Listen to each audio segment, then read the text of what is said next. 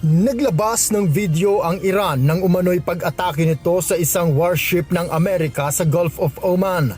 Ayon sa Iranian media, nagawa nilang paatrasin ang US warships at ang USS Tripoli destroyer pabalik ng Indian Ocean sa pamamagitan ng pagpapatama ng long-range missiles bilang warning shots.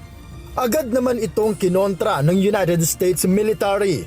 Ayon sa US Central Command o CENTCOM, hindi totoo na ginamitan sila ng Iran ng missiles dahil tiyak na paglabag ito sa ceasefire. Ang totoo, ayon sa CENTCOM, ay ang pag-aresto ng US military sa isang stateless tanker na MT Divina sa Indian Ocean na napatunayang kabilang sa shadow fleet ng Iran. Inakyat ng tropa ng US ang barko na sakop ng umiiral na sanksyon ng US. Nauna nang binigyang diin ni US President Donald Trump na oras na may mapapatay na sundalo ng US ang Iran, mamamatay din ang ceasefire at balik na agad sa labanan. What does that mean? That you would restart the war with Iran if they killed U.S. troops. Well, it would be a good reason. I'll be honest with you. If they killed U.S. troops, I think I would do that very quickly.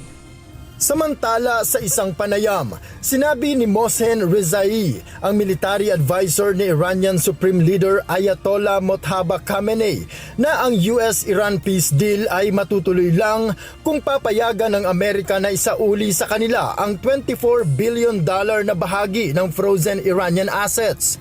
Ayon sa opisyal, nasa panig ni US President Donald Trump ang bola ng negosasyon. Bukod dito, ayon kay Rezai, kung matapos na ang ceasefire at muling sumiklab ang gyera, ngunit hindi aalisin ng US ang blockade sa Iranian ports, dadalhin nila ang laban sa Indian Ocean, sa Bab al-Mandeb Strait, sa Red Sea at sa Mediterranean. At lahat ng nakapaligid at dumadaan doon ay tiyak na madadamay. Bukod dito, lahat ng base militar ng US sa Middle East ay walang pasubaling aatakihin nila. Tiniyak ng Iranian official na ipararanas nila sa Amerika ang lubhang malaking pinsala. Kamakailan sinabi ni Trump na bukas siya sa pakikipag-usap sa Supreme Leader ng Iran. I don't want to meet, but if I did meet, I'd be honored to meet him. I'd like to see if we make a deal.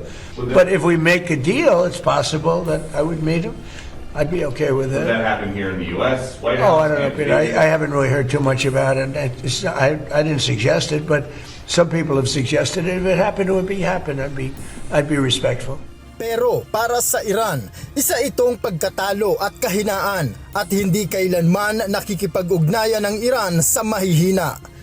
Ayon sa Iran, dapat magdesisyon si Trump ng hiwalay sa Israel at huwag nitong pairali ng sarili niyang interes. Sa ganitong paraan, ayon sa Iran, magkakaroon ng magandang hinaharap ang ugnayan ng dalawang bansa. Noel Polyarco, UNTV News and Rescue. Diyos ang aming sandigan, serbisyo publiko ang aming pinahahalagahan.